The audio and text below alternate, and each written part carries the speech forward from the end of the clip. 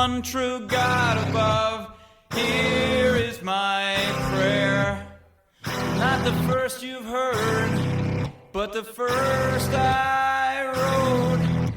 Not the first, but the others were a long time ago. There are two people here, and I want you to kill them.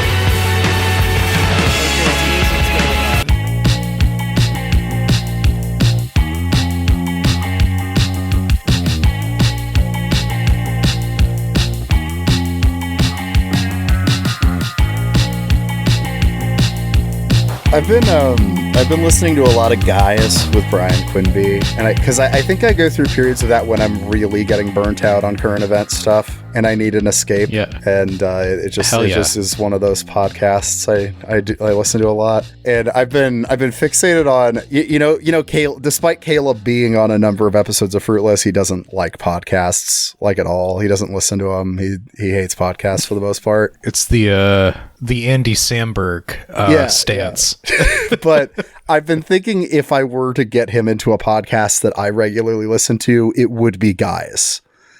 And I found a way. I think it was like just total bait. Like I had something to hang right in front of him because I nagged him about it. It's like, you should really check out the podcast Guys. And he's like, oh, maybe. And then I sent him Penis Guys. I haven't gotten around to that yet. That one's a favorite of mine. Okay. And he's like, okay, fine, I'll listen to that, because he laughed at the title alone. And that one's great, because it's just guys that post on their subreddit about, like, on the penis size subreddit, stuff like that. It's awesome. Oh, no. It's like the first one they do is like a guy talking about how the vibe shifts every time he wears compression shorts at the gym and he walks in. It's so good. They're all looking at my wanger in my compression shorts. So all that to say, what I've been thinking is like, okay, aspirations with my, career as a podcaster, right? I've realized, I think, one of my dreams now. I want to guest on Guys. I got to figure out what I can do to make that happen. That's my dream now. That's like what this is all about for me, I think. Okay. All right. I feel like this is achievable. I think so. I don't know, though. Yeah, because I think of Brian Quinby as just like, I just feel like on Midwest solidarity alone, but there's probably so many dudes that have tried to be like, hey, help out a fellow Midwest podcaster, man. Come on, bro. I know. He's probably had so many people drive him insane like this. I don't know. The Slipknot conundrum, like... maybe your local scene actually sucks and you were just a flash in the pan freak accident. Yeah, exactly. And all of your good intentions cannot elevate your mediocre compatriots. I'm sure I could get him on the show at least and open that door. Yeah. Yeah, it would take... Okay, Brian Quinby never listened to this episode in particular where we scheme to get Josiah on Guys. Yeah. Or listen to it. I don't know. Maybe he'd find that, and maybe he'd like that. I don't know. Yeah. I don't know. Like, he's one of the podcasting godfathers for me. Yeah. He's one of the guys. He's one of the guys. I remember back in the day, like listening to Street Fight Radio when they, which is like the birthplace and incubator of Chapo Trap House, because they had. What was it?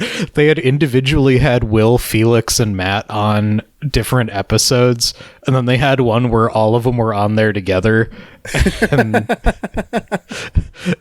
then everybody was like, you guys should do a podcast, and then a whole thing happened. Yeah, Brian Quinby's definitely like the godfather of like the dirtbag left kind of thing online, it feels like, so you gotta give him that, I suppose.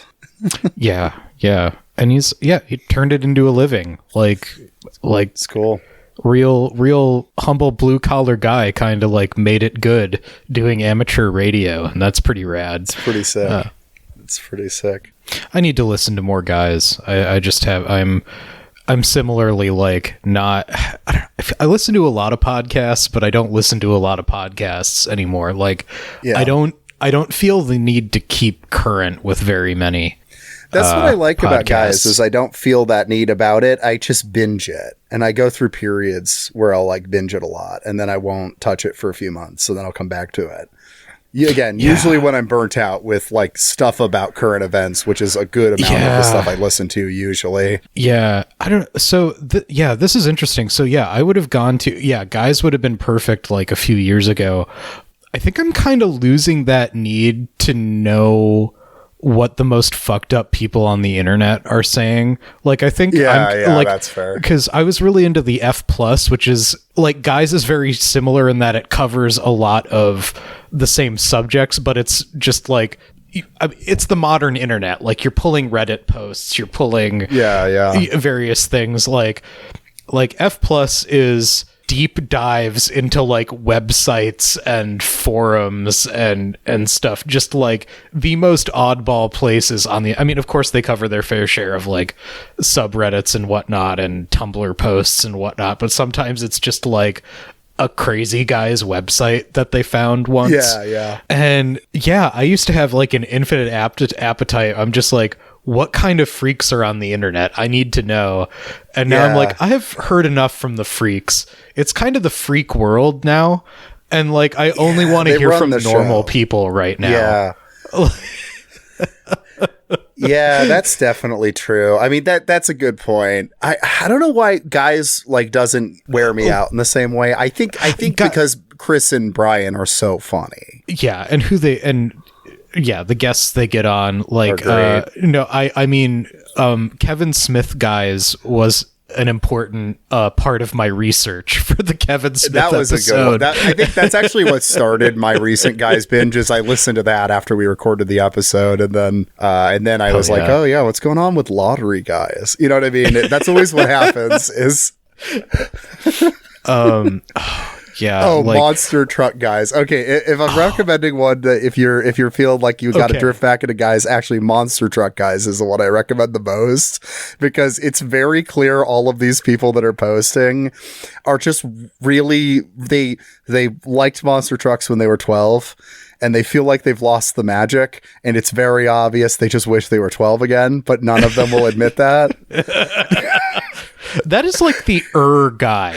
Yeah, that is like the platonic guy of guys, is because I listened to nostalgia guys. So yeah, I think that is the vein of like, I don't know, penis guys is too many freaks, right? There's too many freaks. There's too many freaks and pervs, but like Kevin Smith guys, nostalgia guys, or monster truck guys. Yeah, these are all the guy of like, oh, you just want to be 12 again, and you keep consuming the same shit you did when you were 12, expecting it to hit the same.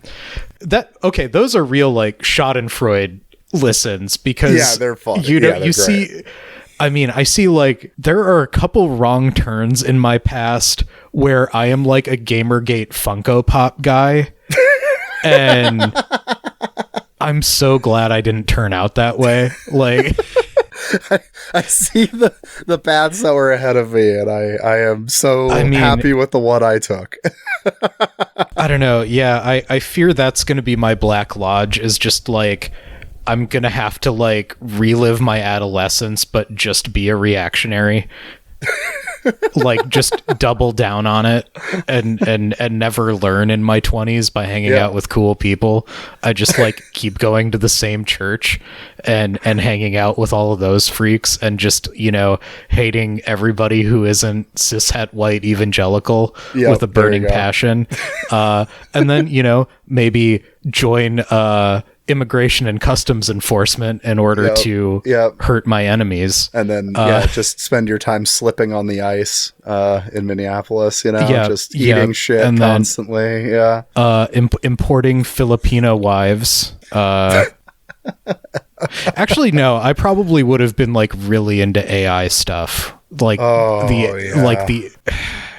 seeing the part of myself that would have really gotten attached to like an AI porn bot is oh man.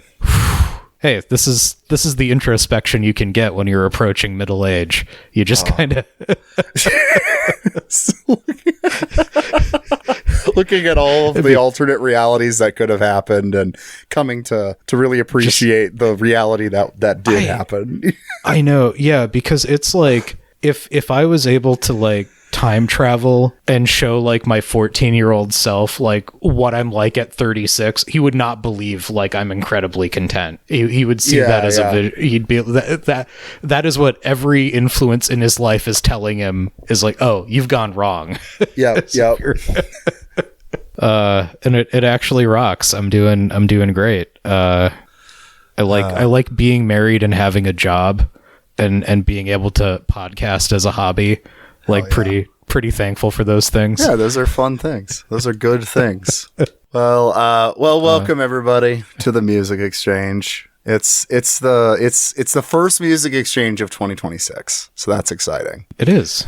Yeah. So yeah, as you know, but I'll say in case you don't, this is the ongoing series where Josh and I bring an album that is personally meaningful to us, and we compare and we contrast them. And we are kicking off this year with what was the theme I chose? Now I'm scrolling back through our texts. Yeah, oops. Oh, okay, there we go. Theme for this episode was loneliness and or broken relationships, which was just kind of me working backwards from like, I want to talk about like sad boy indie music. That's a part of my taste in music we haven't been getting enough of on the Music Exchange, so we had to do that. So I brought Bows and Arrows by the Walkmen. And what did you bring? I brought 1000 Hertz by Shellac. Shellac. Hell yeah. Shellac. Returning to the Steve Albini. Yeah. Yeah. The Steve Albini verse. Yeah. Yep. Much different band this time. Yeah. This was a preview for a Patreon-only episode, so check out the show notes if you want to hear more.